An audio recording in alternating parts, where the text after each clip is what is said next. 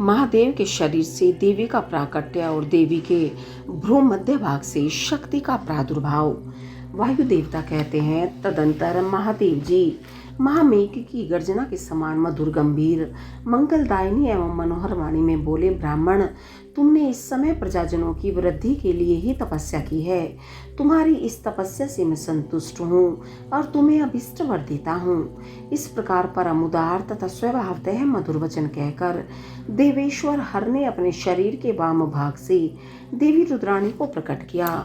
जिन दिव्य गुण संपन्ना देवी को ब्रह्मवेत्ता पुरुष परमात्मा शिव की पराशक्ति कहते हैं तथा जिनमें जन्म मृत्यु और जरा आदि विकारों का प्रवेश नहीं है, वे भवानी उस समय शिव के अंग से प्रकट हुई।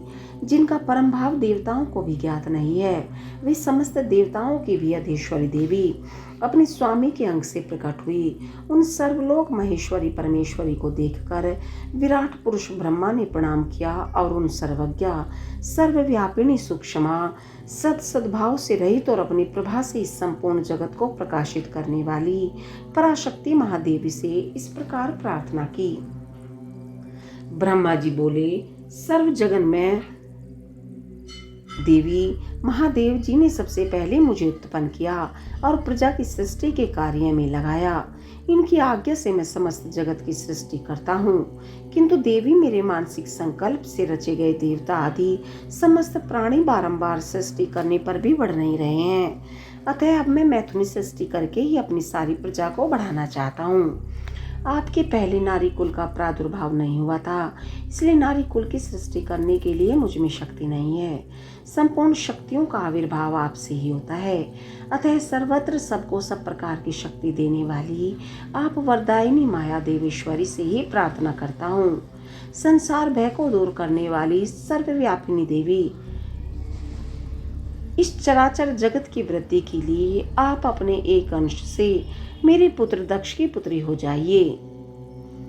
ब्रह्म योनि ब्रह्मा के इस प्रकार याचना करने पर देवी रुद्राणी ने अपनी भौं के मध्य भाग से अपने ही समान कांतिमती एक शक्ति प्रकट की। उसे देखकर देवेश्वर हर ने हंसते हुए कहा, तुम तपस्या द्वारा ब्रह्मा जी की आराधना करके उनका मनोरथ पूर्ण करो। परमेश्वर शिव की इस आज्ञा को शिरोधार्य करके वह देवी ब्रह्मा जी की प्रार्थना के अनुसार दक्ष की पुत्री हो गई। इस प्रकार ब्रह्मा जी को ब्रह्म रूपिणी अनुपम शक्ति देकर देवी शिवा महादेव जी के शरीर में प्रविष्ट हो गई। फिर महादेव जी भी अंतर्ध्यान हो गए। तभी से इस जगत के भीतर स्त्री जाति में भोग प्रतिष्ठित हुआ और मैथुन द्वारा प्रजा की सृष्टि का कार्य चलने लगा। मुनिवरों, इससे ब्रह्मा जी को भी आनंद और संतोष प्राप्त हुआ। देवी से शक्ति के प्रादुर्भाव का यह सारा प्रसंग मैंने तुम्हें कह सुनाया। प्राणियों की सृष्टि के प्रसंग में इस विषय का वर्णन किया गया है। यह पुण्य की वृद्धि करने वाला है, अतः अवश्य सुनने योग्य है।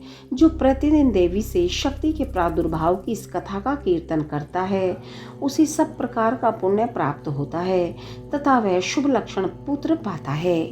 ओम नमः शिवाय।